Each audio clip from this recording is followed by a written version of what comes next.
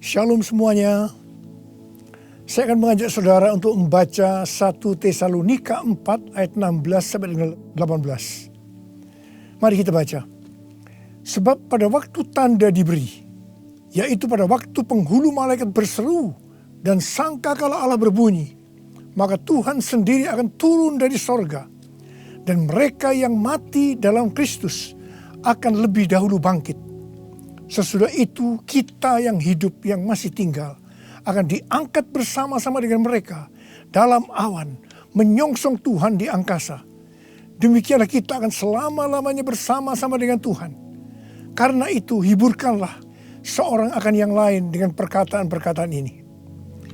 Ayat-ayat yang kita baca ini berbicara tentang kedatangan Tuhan Yesus. Dikatakan akan ada 2 tanda terjadi sebelum Tuhan Yesus datang. Tanda yang pertama, seruan penghulu malaikat.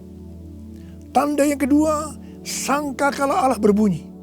Setelah itu Tuhan Yesus akan turun dari sorga ke awan-awan. Ketika Tuhan Yesus datang di awan-awan, maka yang mati di dalam Tuhan, juga kita sebagai orang percaya yang masih hidup, akan diangkat untuk bertemu Tuhan Yesus di angkasa. Demikianlah kita akan bersama-sama dengan Tuhan Yesus selama-lamanya.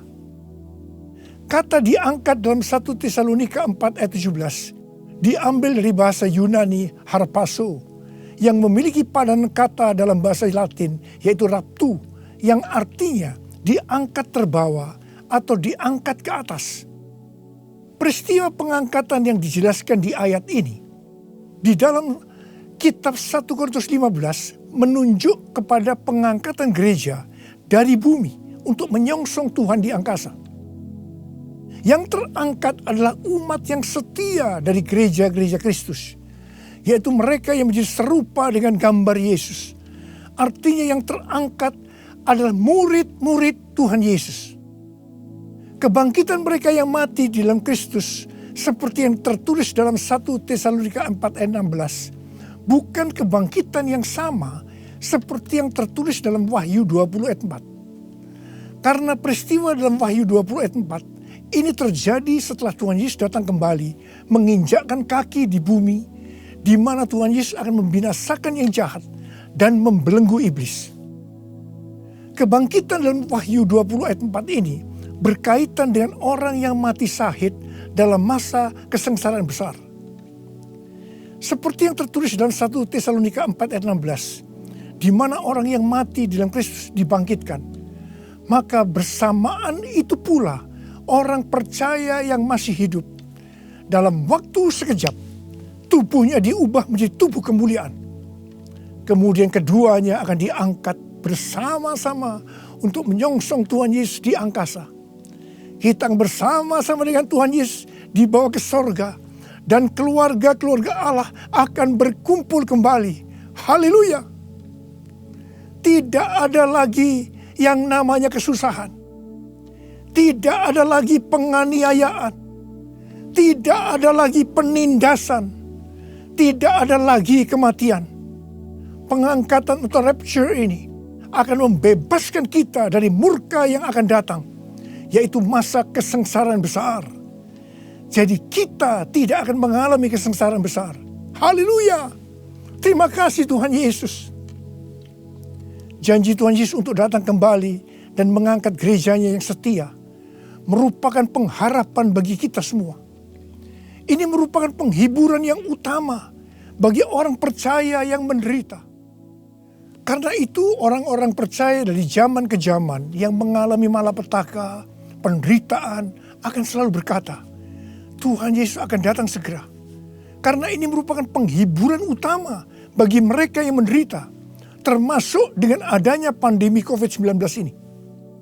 Kalau hari-hari ini banyak yang bertanya-tanya, apakah dengan adanya pandemi COVID-19, kedatangan Tuhan Yesus sudah di ambang pintu? Bagi saya, pengharapan seperti ini jangan dipatahkan dengan bermacam-macam alasan bahwa kedatangan Tuhan Yesus masih lama. Sedangkan bagi mereka yang menderita, pengharapan seperti ini perlu agar memberikan kekuatan dan sukacita dalam menghadapi masalah-masalah yang timbul akibat pandemi COVID-19. Paulus memakai kata kita dalam 1 Tesalonika 4:17 ini karena dia percaya bahwa kedatangan Tuhan bisa terjadi pada waktu Paulus masih hidup. Alkitab menekankan agar kita sebagai orang percaya dengan penuh kerinduan terus menantikan kedatangan Tuhan Yesus. Orang percaya pada masa kini harus senantiasa waspada dan dengan penuh harapan menunggu kedatangan Tuhan untuk mengangkat kita seperti yang dilakukan oleh jemaat mula-mula yang selalu berkata Maranatha sebagai salam dan doa. Kalau dari zaman ke zaman Tuhan mengizinkan terjadinya perang, bencana alam, kelaparan, penyakit sampar, termasuk pandemi COVID-19. Maksudnya adalah supaya mereka lebih sungguh-sungguh untuk merindukan kedatangan Tuhan. Orang-orang yang merindukan kedatangan Tuhan pasti lebih sungguh-sungguh untuk menyelesaikan amanat agung. Menjelang kedatangan Tuhan yang semakin dekat ini, kita diminta untuk selalu mengoreksi diri. Apakah kita sudah termasuk dalam orang-orang yang akan ikut dalam pengangkatan? Sekali lagi saya katakan,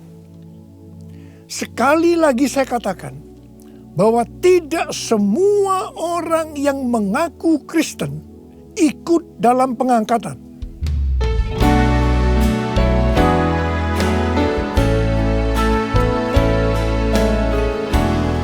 Pujilah aku Tuhan, cobalah aku Tuhan, selidiki batinku dan hatiku, mataku tertuju padamu. Aku cinta padamu Tuhan, aku rindu hadirat-Mu Tuhan. Aku ingin selalu dekat padamu, menikmati kehadiran-Mu. Menyanyi Hosana bagi Rajaku yang duduk di tahta. Aku muliakan dan ku agungkan, Kau layak disembah, Kau layak disembah.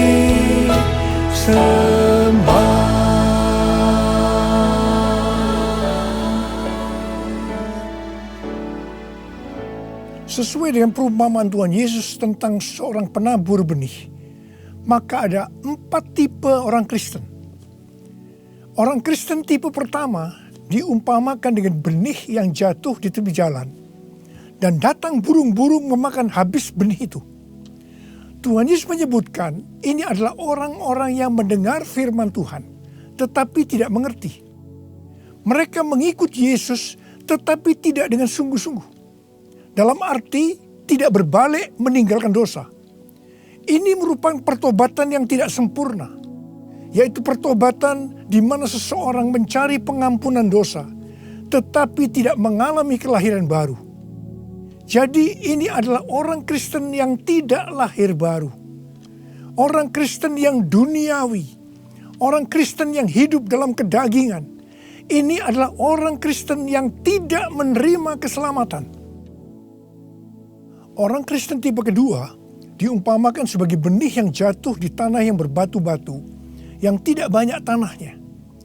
Benih itu bisa tumbuh, tetapi setelah kena matahari, dia layu karena tidak berakar. Tuhan Yesus menyebutkan ini adalah orang yang mendengar firman Tuhan, menjadi percaya dan bertumbuh. Mereka sudah lahir baru, tetapi kemudian mereka murtad karena gagal melawan pencobaan. Jadi ini juga merupakan orang Kristen yang kehilangan keselamatan.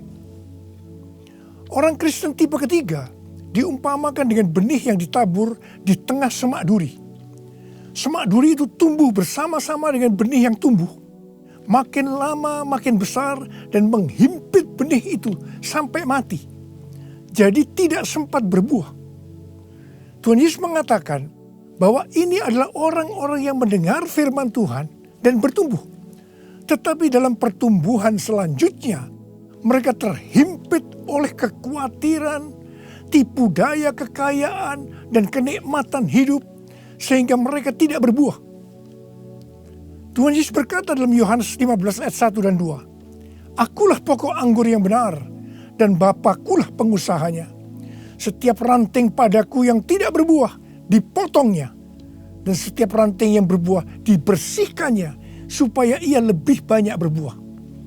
Ranting yang dipotong akan jatuh ke tanah, lalu menjadi kering, dikumpulkan orang, dan dicampakkan ke dalam api, lalu dibakar. Jadi orang Kristen yang tidak berbuah akan kehilangan keselamatan." Kitab Wahyu 3 ayat 14 sampai dengan 22 merupakan pesan Tuhan Yesus kepada jemaat di Laodikia. Jemaat di Laodikia adalah jemaat yang kaya secara materi. Mereka berdagang emas, salep mata yang sangat terkenal, dan juga berdagang baju-baju. Dan mereka berkata, "Aku kaya, dan aku telah memperkayakan diriku, dan aku tidak kekurangan apa-apa." Tapi Tuhan Yesus berkata kepada mereka, "Aku tahu segala pekerjaanmu. Engkau tidak dingin dan tidak panas. Alangkah baiknya jika engkau dingin atau panas. Jadi karena engkau suam-suam kuku dan tidak dingin atau panas, aku akan memuntahkan engkau dari mulutku." Jadi, tipu daya kekayaan dan kenikmatan hidup akan membuat orang Kristen menjadi suam-suam kuku dan tidak berbuah. Itu akan dimuntahkan oleh Tuhan Yesus. Artinya mereka akan kehilangan keselamatan kalau mereka tidak bertobat. 1 Timotius 6 ayat 9 dan 10 berkata, "Tetapi mereka yang ingin kaya terjatuh ke dalam pencobaan, ke dalam jerat, dan ke dalam berbagai-bagai nafsu yang hampa dan yang mencelakakan, yang menenggelamkan manusia ke dalam keruntuhan dan kebinasaan. Karena akar segala kejahatan ialah cinta uang. Sebab oleh memburu uanglah beberapa orang telah menyimpang dari iman dan menyiksa dirinya dengan berbagai-bagai duka. Jadi hati-hati dengan tipu daya kekayaan dan kenikmatan hidup. Karena itu bisa membuat orang kehilangan keselamatan." Orang Kristen tipe keempat diumpamakan dengan benih yang jatuh di tanah yang baik. Benih itu tumbuh dengan suburnya dan berbuah. Tuhan Yesus berkata bahwa ini berbicara tentang orang yang mendengar dan menyambut firman Tuhan, lalu berbuah. Ada yang 30 kali lipat, 60 kali lipat, dan 100 kali lipat. Orang Kristen tipe ini akan menghasilkan buah roh, kasih, sukacita, damai sejahtera, kesabaran, kemurahan, kebaikan, kesetiaan, kelemah lembutan, dan penguasaan diri. Ini adalah karakter Tuhan Yesus. Orang Kristen tipe ini adalah mereka yang menjadi serupa dengan gambar Yesus, yaitu menjadi murid Tuhan Yesus. Saya mau mengajak saudara untuk memeriksa diri kita. Saya termasuk tipe orang Kristen yang mana ya? Apakah orang Kristen tipe yang pertama? Apakah termasuk orang Kristen yang tipe kedua? Apakah termasuk orang Kristen tipe yang ketiga? Atau apakah saya termasuk orang Kristen tipe yang keempat? Saya berdoa agar semua kita termasuk orang Kristen tipe yang keempat. Orang Kristen tipe yang keempat ini yang akan melihat Tuhan Yesus datang di awan-awan. Dan mereka akan ikut dalam pengangkatan.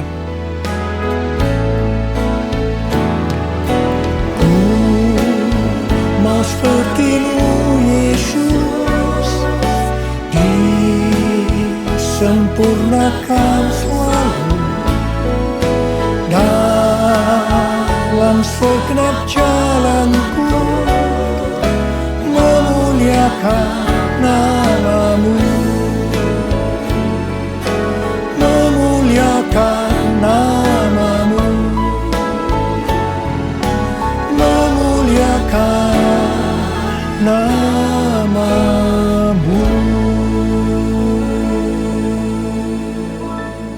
Untuk menjadi serupa dengan gambar Yesus, mereka yang sudah bertobat dan percaya kepada Yesus sebagai Tuhan dan Juru Selamat akan masuk ke dalam proses pengudusan yang dilakukan oleh Roh Kudus dan firman Allah, disertai dengan proses-proses yang kebanyakan menyakitkan bagi kedagingan kita. Kevin Yesip, salah satu pendiri dan pemimpin dari gerakan doa di Amerika yang bernama The Return, pada tanggal 26 September 2020 yang lalu, berdoa di National Mall, Washington DC, dengan jumlah puluhan ribu orang. Dia mengucapkan terima kasih kepada bangsa Indonesia yang berdoa untuk bangsa-bangsa dan terutama untuk Amerika melalui acara Trumpet Call for All Nation pada tanggal 17 Agustus 2020 dan Trumpet Call to the Nation pada tanggal 11 September 2020. Kevin melihat bahwa apa yang dilakukan oleh Indonesia adalah sebagai pembuka jalan bagi gerakan doa di Amerika yang sedang terjadi hari-hari ini. Kevin Yesip mendapatkan 3 hal untuk Indonesia. Yang pertama, Tuhan sedang membersihkan gerejanya. Yang kedua, Tuhan membawa gerejanya masuk ke tempat perhentian. Dia sebutkan sebagai masa isolasi. Seperti yang terjadi dalam kisah-kisah di Alkitab, bahwa setelah masa isolasi ini, kita akan mendapatkan hal-hal yang baru. Yang ketiga, Tuhan sedang menanamkan iman kepada gerejanya, sehingga tidak ada perasaan takut terhadap apapun juga. Waktu saya mendengar tentang 3 hal ini, saya surprise. Karena persis seperti yang kita alami hari-hari ini, melalui Tuhan menyembunyikan kita barang sesaat lamanya.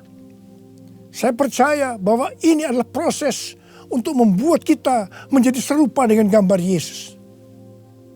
Saya percaya setelah proses disembunyikan barang sesaat lamanya ini selesai, kita akan melakukan tugas yang besar untuk menyelesaikan amanat agung Tuhan Yesus dengan kuasa Roh Kudus Pentakosta yang ketiga.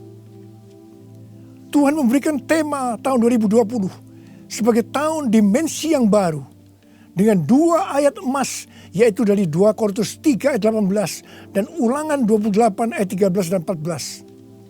Sesuai dengan kedua ayat emas ini, Tuhan akan memberikan kepada kita dimensi atau ukuran yang baru dalam berkat rohani maupun berkat jasmani. Dimensi yang baru dari berkat jasmani akan mengikuti dimensi baru dari berkat secara rohani.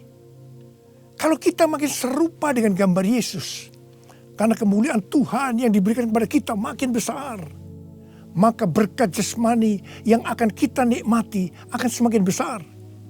Kita akan menjadi kepala dan bukan ekor. Kita akan tetap naik dan bukan turun. Yang percaya katakan amin.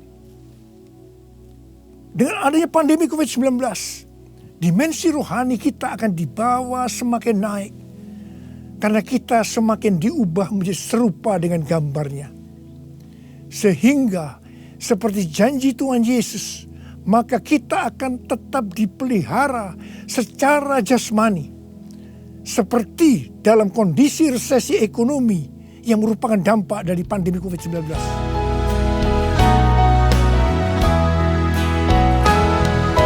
Aku percaya berkat-Mu atasku melimpah, kebajikan, kemurahan selalu mengikutiku. Ku puji, ku sembah Kau Tuhan. Ku puji, ku sembah Kau Tuhan. Ku puji, ku sembah Kau Yesus.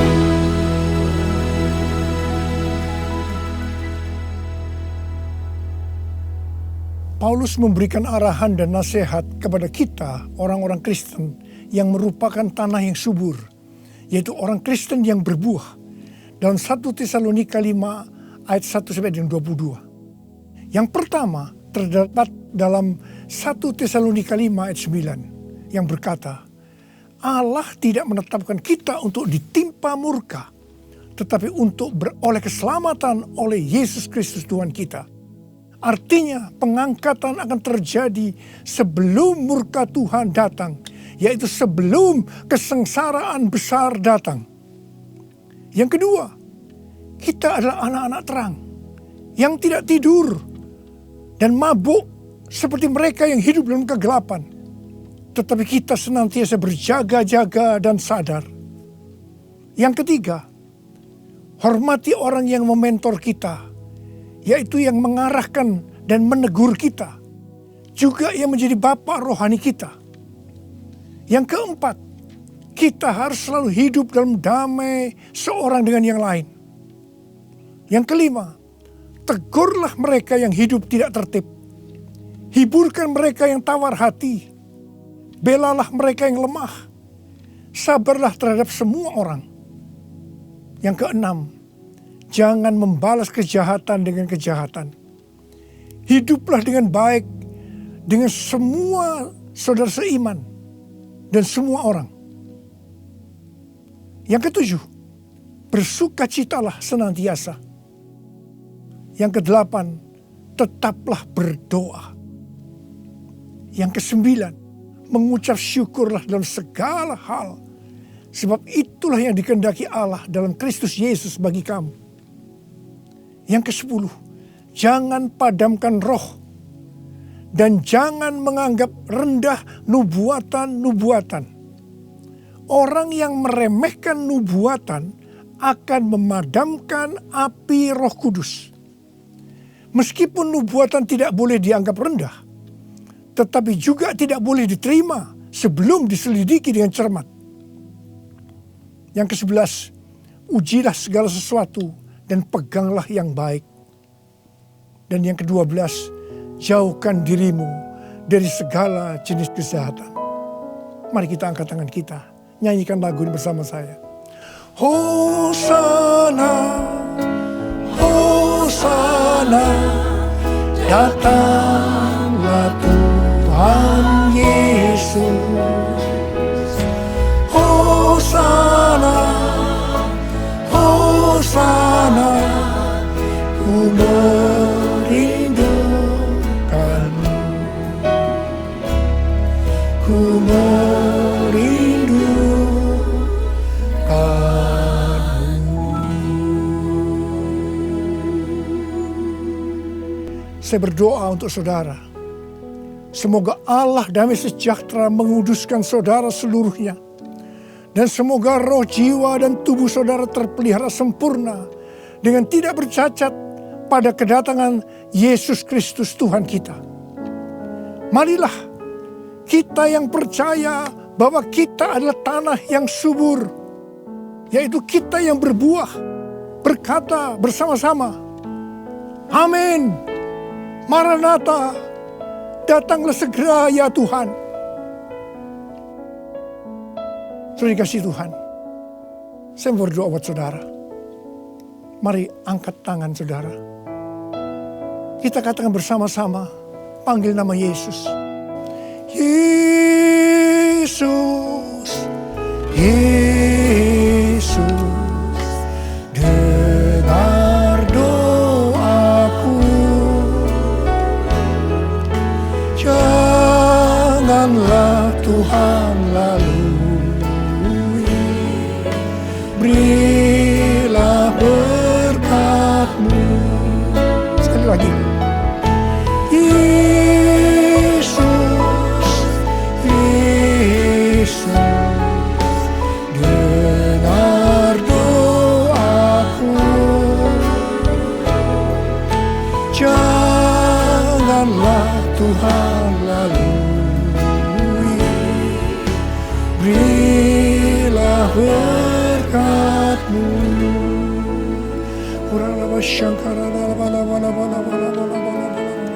Oh, ralaba shika ralaba.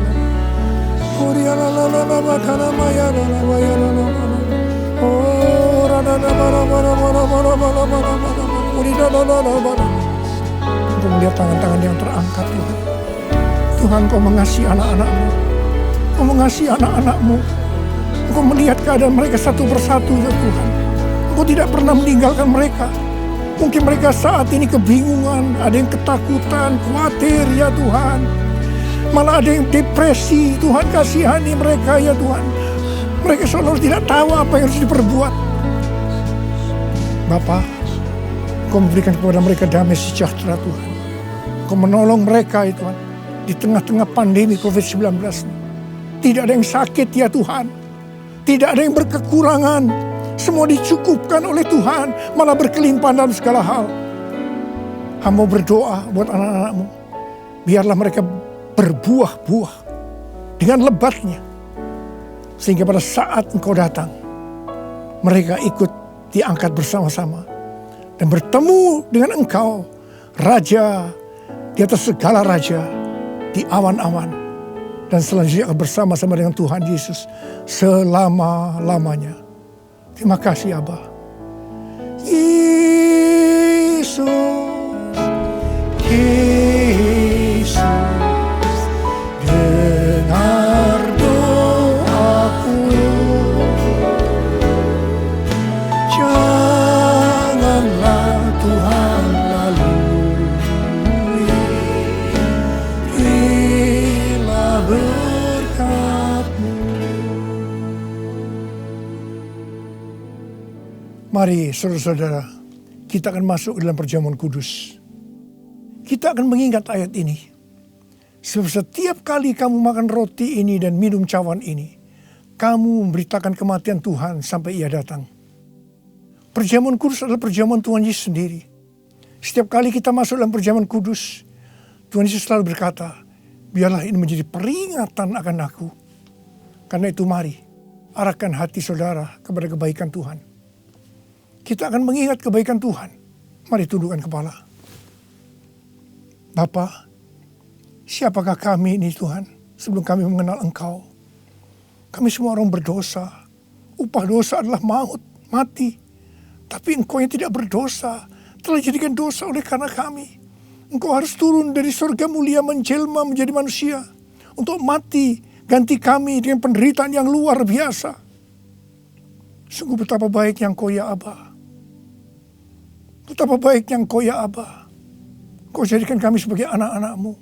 Engkau tuntun, Engkau bela, Engkau lindungi. Engkau sembuhkan kami. Engkau hiburkan kami.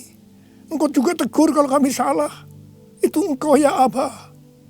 Itu Engkau ya Abba. Saudara, Tuhan akan memberkati kita semua melalui perjamuan kudus. Tapi Tuhan mau kita makan dan minum dengan cara yang benar. Karena itu masing-masing sekarang berdoa. Lihat keadaan dirimu masing-masing. Introspeksi. Kalau ada dosa yang Tuhan ingatkan saat ini, langsung minta ampun. Langsung minta ampun supaya engkau diberkati oleh Tuhan. Tuhan, ampuni kami. Engkau melihat anak-anak-Mu semua yang saat ini sedang minta ampun padamu. Ampuni mereka ya Tuhan. Ampuni kami semua ya Tuhan. Ampuni anak-anak-Mu. Tuhan terima kasih. Terima kasih ya Tuhan. Layakkan kami masuk dalam perjamuan kudus. Kami akan masuk dalam perjamuan kudus dengan hati yang penuh ucapan syukur. Dalam nama Yesus kami berdoa. Amin. Sekarang saudara, mari. Kita angkat roti di tangan kanan kita tinggi-tinggi. Sebab apa yang telah kuteruskan kepadamu telah aku terima dari Tuhan. Yaitu bahwa Tuhan Yesus pada malam waktu Ia diserahkan mengambil roti.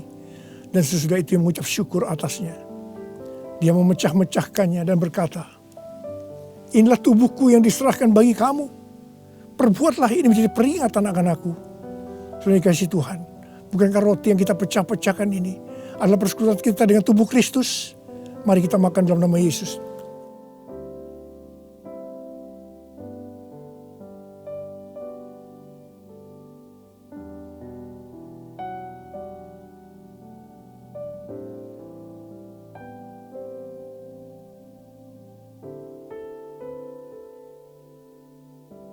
Sekarang angkat cawan di tangan kanan saudara tinggi-tinggi. Demikian juga yang mengambil cawan sesudah makan lalu berkata, cawan ini adalah perjanjian baru yang dimeteraikan oleh darahku. Perbuatlah ini setiap kali kamu meminumnya menjadi peringatan akan aku. Setelah dikasih Tuhan. Bukan cawan pengucapan syukur, yang atas kita ucapkan syukur adalah persekutuan kita dengan darah Yesus. Mari kita minum dalam nama Yesus.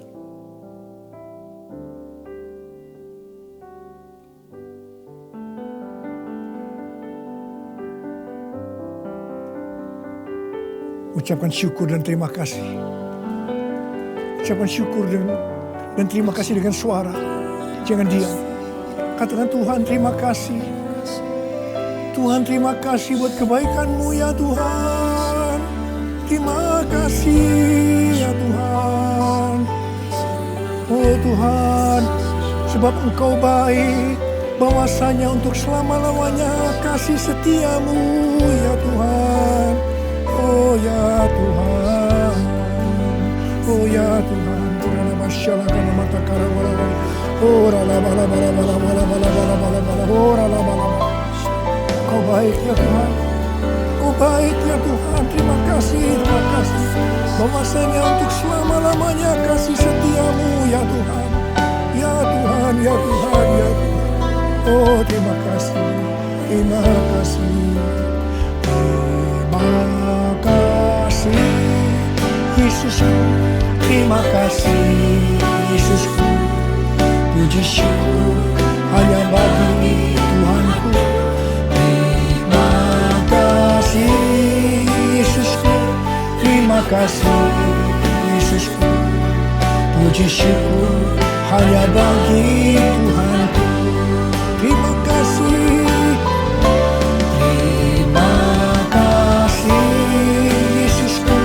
Terima kasih Yesusku, puji syukur hanya bagi Tuhanku. Terima kasih Yesusku, terima kasih Yesusku, puji syukur hanya bagi Tuhanku. Puji syukur hanya bagi Tuhanku. Puji syukur hanya bagi Tuhanku.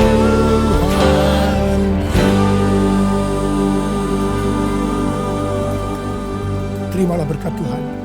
Kasih karunia yang berlimpah-limpah daripada Allah Bapa dalam Anak yang tunggal Yesus Kristus. Persekutuan yang manis dengan Roh Kudus menyertai saudara sekalian mulai hari ini sampai Tuhan datang menjemput kita di awan-awan dan bahkan sampai selama-lamanya. Yang percaya bersama-sama katakan amin.